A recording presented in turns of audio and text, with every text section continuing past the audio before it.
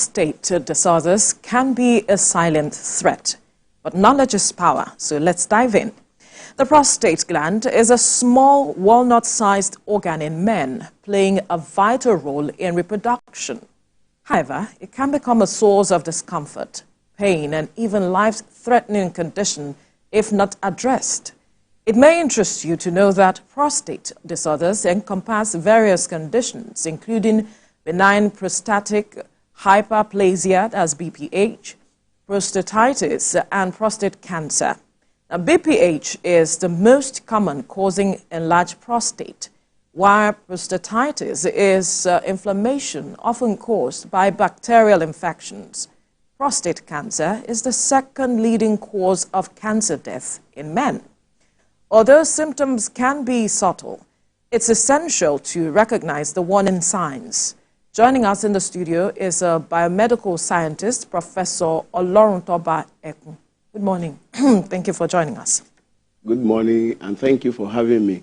I know that some persons will be saying, what is she saying? That's big grammar. So we'll need you to break it down for those who are watching us to better understand what this is all about. Okay, thank you for having me. I'm glad to be here. Right. First and foremost, I want to say that I am not yet a full professor. Okay. I am an associate professor. Oh, that's fine. Please. Perhaps we just try to go to I know. Oh, yeah. Then, in this part of the world, we use the term medical laboratory science. If you go to UK and some other country, they use biomedical science, but it's all the same. It's just a matter of semantics. Yeah, like you rightly said, prostate is an ancestry male reproductive organ. Very, very important because it plays a very key role. Ancestry. Ancestry, yeah. Please break that down. Okay, when you say something is an ancestry organ, yes, what we are saying is that the role that that organ is playing is supportive. Okay. Because the primary male reproductive organ is the testis, where the sperm cells are produced. Right. But sperm cell does not live in isolation. Sperm cells need to be inside a fluid that will convey it out. And so, prostate gland is that gland, that one of the glands that produces the fluid that will serve as a channel for the transportation of the sperm cell. And apart from that, the prostate gland, also the secretion that is coming from it, has some enzymes, has some other components that are needed for proper functionality of the sperm cell. For instance, when seminal fluid is released from a male, you expect what we call liquefaction, a process whereby the fluid is made more freer for sperm cells to be able to swim properly. So the enzymes that will carry out that function, they are from the secretion of the prostate gland. And so it's very, very important in men for them to have their prostate working in a very normal way. So, like you rightly said, prostate gland is a small organ. It's just like a walnut structure. And this gland is found to be located just slightly below the bladder. Below the bladder, and is in front of the rectum. That's the later part, the large intestine. So, because of the place that that organ is located, most time when there is trouble with that organ, it can affect so many other things. Around it. Yes. Okay. So I'm sure you can, go on and on about this because of your background. But As with other diseases and disorders, so to speak, Yes. many have blamed lifestyle, diet, environmental factors, and also genetic factors as some of the causes. But talk to us about the main cause of these disorders and what these factors, like the lifestyle, diet, plays in the progression of this disease. Okay, thank you very much. Like you rightly mentioned, the prostate disorders the three most common ones are inflammation, which is prostatitis, you rightly mentioned it. The non-cancerous enlargement of the prostate gland, which is BPH that you mentioned. Then the prostate cancer. These are the three most common. However, the prostatitis, that is inflammation, when the gland suddenly become inflamed or enlarged. What are the common causes? Infection. Infection is a major cause of prostatitis. Now, when you talk about this infection, there are so many pathogens, bacteria that could cause it. Most of the pathogens that are implicated in UTI, urinary tract infections, they can lead to inflammation of the prostate gland. And if we talk about UTI now, we are now looking at the lifestyle of an individual. Male that are not other hygienic, that are not disciplined the way they go about, who suffer from different kinds of UTI. And these could actually lead to prostatitis, which is inflammation. But apart from that, there are some individuals that are involved in a lifestyle that is not decent. For instance, some people, they do rectal intercourse. So that could be also a very risk factor that could lead to prostatitis. Now, the other one, the cancer and the rest, there are genetic predisposition to that. But there are also the kind of lifestyle that people live that can lead to some of these diseases. It's a key factor. So we can't rule out the lifestyle. All right. Now, it's the time perhaps we need to look at symptoms that will make you understand that you are at risk already, or that these are the issues, because sometimes most people do not pay attention to their bodies. True. When their bodies are giving them signals, they may not even understand what really is happening and just feel, okay, if I rest, everything will be fine. If I take paracetamol, of course, I'll be fine, and that's it. But so as you have, broken them down, the three different issues, break them down, what the symptoms are. All right. The first one, prostatitis, that we talk about, is very common among young to middle-aged men. And the reason for that may not be too far-fetched. The lifestyle and other activities that those people are involved in. Now, when there is a disorder like that, one of the major signs or symptoms now that, let's say symptoms, that patient will notice or that individual will notice is that he will have difficulty in urinating. In some cases, there will be painful process during urination. Now, for such an individual, occasionally, depending on how bad it is, there are situations where blood will even come out when an individual is urinating. So definitely, apart from that, such individual will also have pains in the pelvic area, the lower part of the abdomen region. So the person will be feeling very, very uncomfortable, and so depending on how severe it is, there could be fever, there could be other manifestation. That is for prostatitis.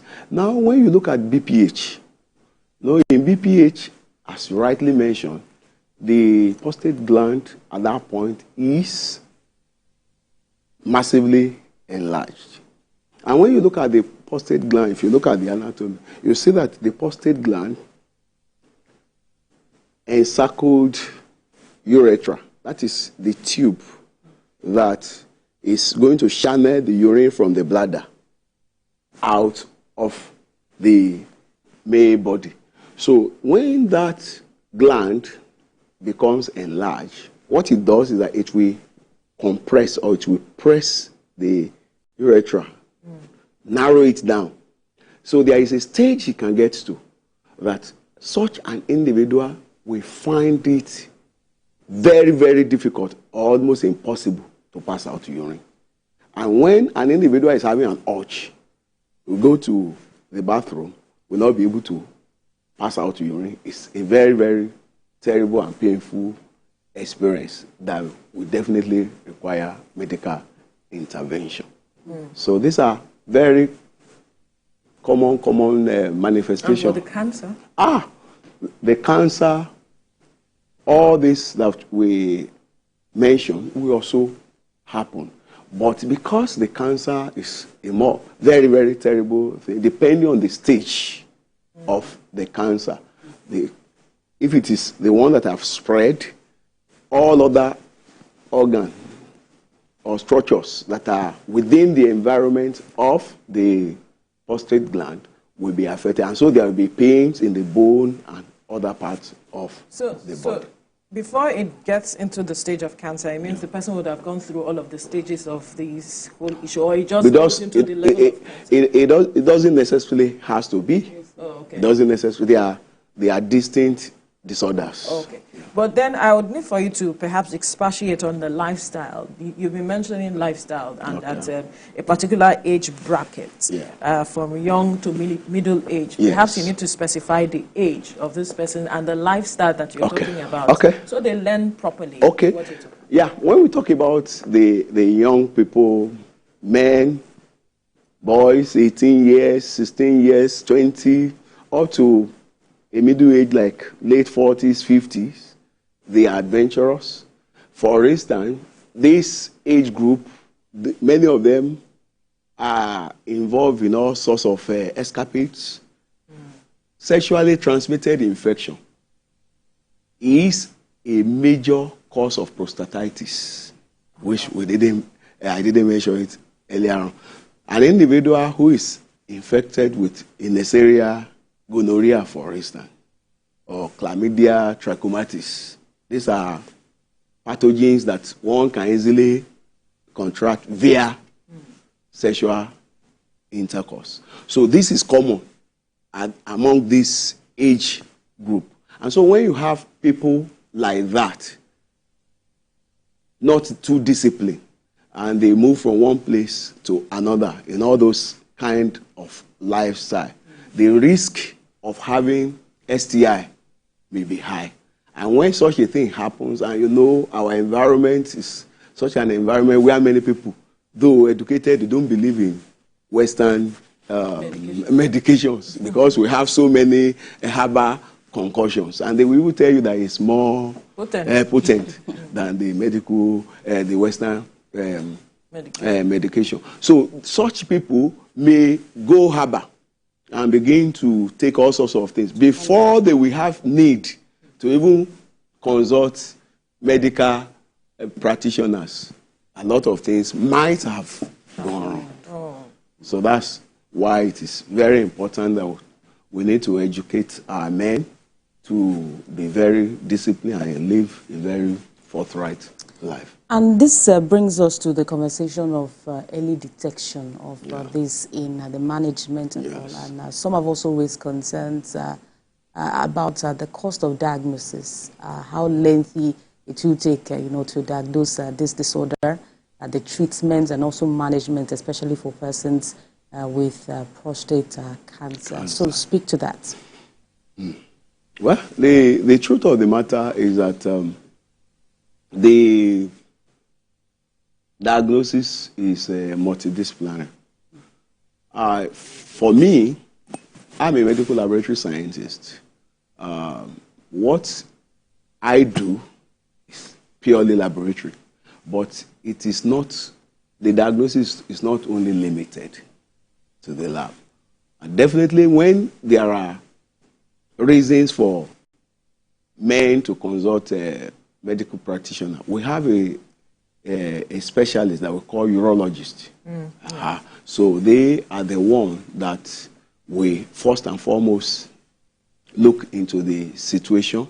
And if there is need for some investigations to be done, yes, there are different investigations that can be done.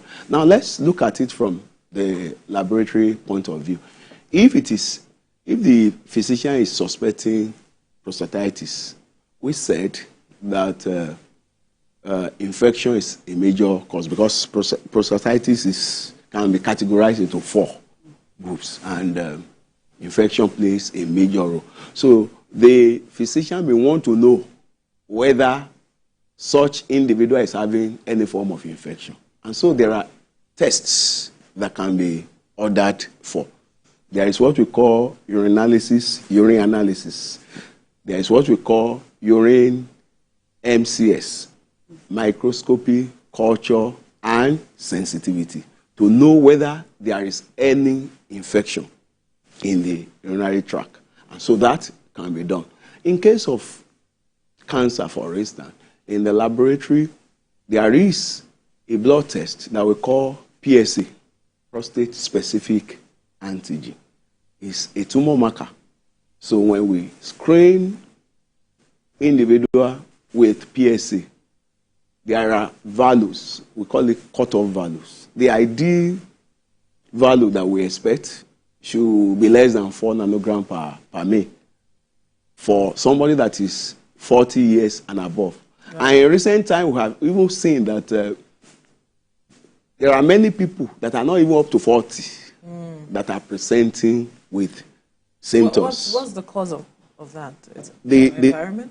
The truth of the matter is that it could be environment, but these are genetic issues that most times we may not be able to really say that this is the actual reason. All right, quickly, because we are coasting home now to wrap up this conversation. All right. At what point does it become very, very complex to deal with? Because we've seen, like we mentioned, is a major cause of death in men. It is. And there are those who also go for surgery to address it. Yes. And how they can also live the lifestyle, especially diet, that can help them have healthy prostate.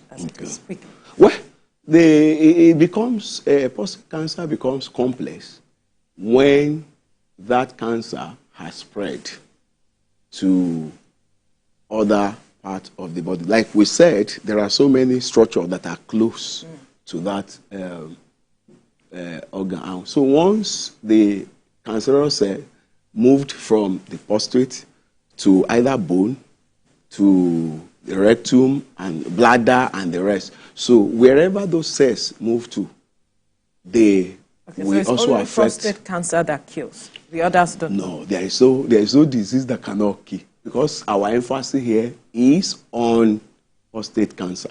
That's why we are just limiting it to prostate cancer. So the cancer, once it has spread, we say it has metastasized to different parts of the body, it becomes very complicated and it becomes very difficult to treat. The way out is early detection. Once the cancer is detected at the early stage, when the malignant cell is still confined to the prostate gland, it can easily be worked upon by the specialist in that regards. Perhaps we would have loved for you to tell them, our viewers, how they can keep their prostate healthy, but our time is up. Yeah, unfortunately, except you can quickly throw that in. Well, the summary is that let every man learn to live a healthy diet and try and drink enough water, good water. Okay. Medical laboratory scientist, assistant professor Lauren Toba Ekun. Thank you so much for your time on the program. Thank you for having me. You're welcome. All right, still to come, we will be discussing the strategic pillars of